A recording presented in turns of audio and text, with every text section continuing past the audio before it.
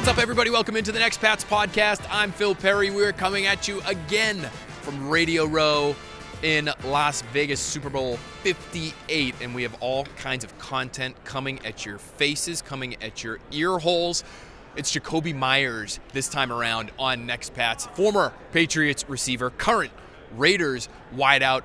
We covered a range of topics with Meyers, who is making the rounds here on Radio Row. Everything from, does he feel vindicated that he had the season he did in Vegas while the Patriots are still searching for talent at his position after letting him walk via free agency? We're also talking about Mac Jones. Can he be salvaged? What did Jakobi Meyers think of the job that Bill Belichick and Patriots brass did in surrounding him with the pieces he needed to succeed? He, of course, was one of those pieces until he ended up elsewhere. But on the sidelines, on the roster, on the coaching staff, is what Mac Jones was surrounded by, or the lack thereof, an indication of the fact that he might actually be able to be salvaged and be salvaged here in New England? It's a great conversation with a great human being, Jakobi Meyers. We're happy he was able to give us some time as he was doing some work for Bounty paper towels here in Vegas. Let's get to that conversation with Jakobi Meyers right now.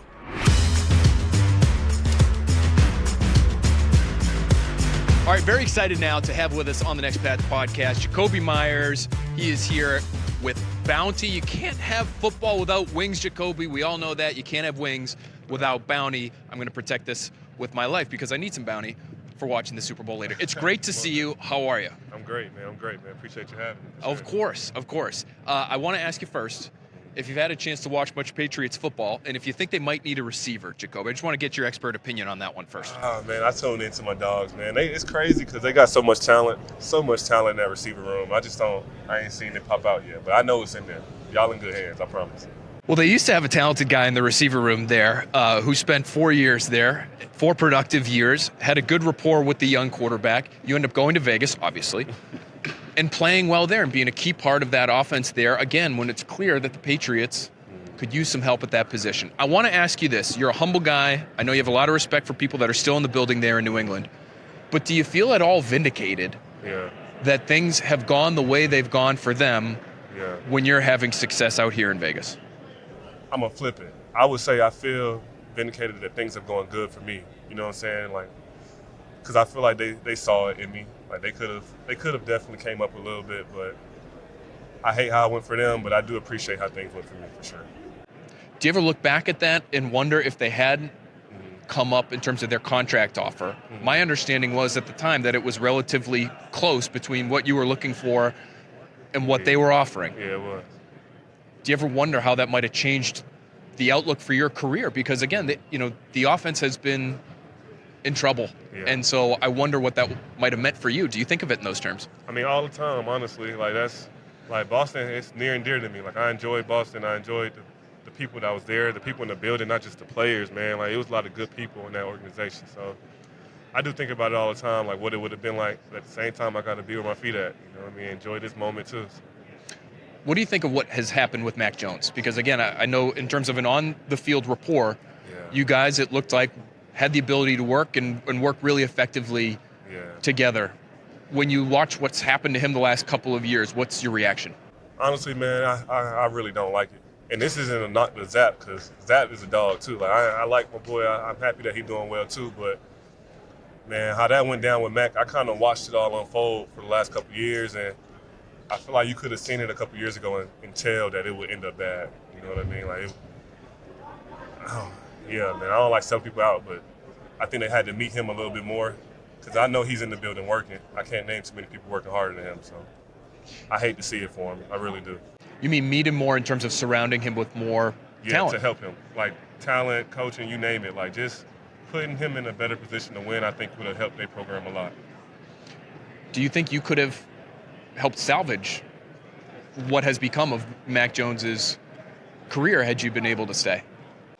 I don't know if I'm that powerful, but I promise you I probably would have did my best to help. Like, I would have, because I understand the stress that comes with playing that position for that team and that city too. At the same time, I know it's tough. So I can guarantee that I would have did my best to help. But I also know the guys in that room are trying their best to help him too. So it's a tough situation for him, man. I hate it. The guy who seemed to be the one-for-one swap for you in New England was Juju Smith-Schuster. Mm-hmm. What did the Patriots maybe miss in that evaluation when it comes to you and what you had shown that you could do in New England and Smith-Schuster and what he was able to show this past year? That's honestly, I don't know, man. I don't know what went into the decision.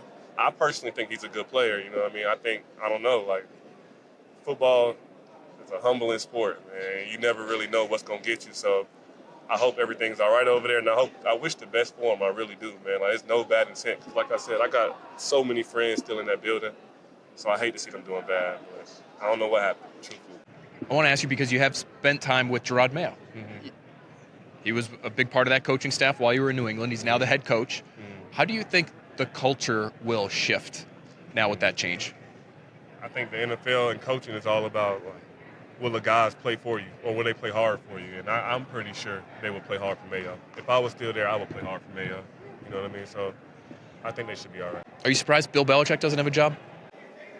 I mean, at what level? You know what I mean? Like, I did think he would get a job at some capacity, but man, football is changing. Last thing I want to ask you, and just to get back to Mac, because it is interesting, the relationship you guys had. You're mentioning about how hard he works. I talked to players that are in that locker room saying he's still one of the first 2 or 3 guys in the building every single morning, so it's not for a lack of effort what's happened with him. Do you think he is salvageable? Could he go somewhere else and find success? I think so. Why? Just he's a good player, man. Like I said, first off, you want to play with people that work hard because you know they in there working, so you need to be working too. Second, he can throw a ball. Like, he can, you know what I mean? He can throw a football. He can read a defense. He gonna put it on the money. You know what I mean? Like, he is a good player. It's hard for any job, I think, working in a condition where you're not comfortable. You know what I mean? Like, you doing this, like, somebody was always, you know what I mean? Like, somebody was always. I am a little uncomfortable holding the Bounty paper towels. I'll get no. But like, for real though, like, it's tough, man. Everybody want to be comfortable at their workplace, and it don't look like a comfortable environment from afar. Do you think it's a culture thing? And the reason I ask you that is because you played under Bill Belichick. You also played under Josh McDaniels as a head coach. And I think from afar, people saw what happened in Vegas this year as sort of a coach trying to bring the Bill Belichick way to another team and it not working and the players really not appreciating it. Did you see it the same way? Did you feel as though Josh was trying to do too many New England things in a league where those New England things might not be as effective anymore? I think New England is who Josh was. You know what I mean? Like, that's how he was brought up. That's everything he learned. So I don't think it was a matter of trying to make the Raiders the Patriots. I just think he saw a winning culture that does work. But the players here feel like there are other cultures that work too. So it was just a disconnect. And if the coaches and the players are disconnected, you're going to get what you got earlier in the season. Well, Jakobi Meyers, you're off to a great start in Vegas. It seems you're a big part of that offense. You get to work with Devontae Adams. Right. A pretty nice little tandem that you guys have going there. We really appreciate you stopping and talking with us here on Expats. I know it's been a long day for you, so thank you very much. Appreciate you, man. Yes, sir.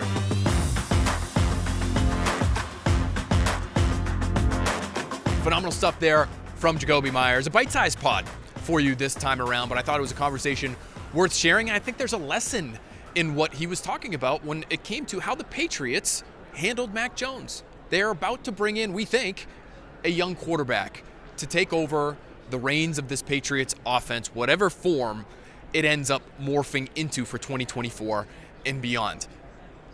Mac Jones is a cautionary tale. You need to surround him with talent in his offensive huddle. You need to surround him with proper offensive minds when it comes to a play caller. Alex Van Pelt will be that guy in 2024. Ben McAdoo will be chipping in to whatever this offense looks like moving forward. They need to add pieces to this young quarterback's protection. Again, assuming they take a young quarterback, or they could punt on it entirely because they feel as though the roster's not ready. That's a debate we will have between now and night 1 of this year's NFL draft. You're going to want to keep it locked on Next Pats between now and then, because we're going to have so much draft content coming at you. A lot of that content will be stuff that we gather here on Radio Row. We're talking to so many smart people who know so much about these draft prospects, about the Patriots roster situation and how they should proceed moving forward. Niners model, Chiefs model, Bengals model? Which one should the Patriots try to follow as they execute their rebuilds here. Fascinating discussion. We'll be having it for months. Keep it here on Next Pats. We'll have another episode of Next Pats coming at you very, very soon, so stay tuned.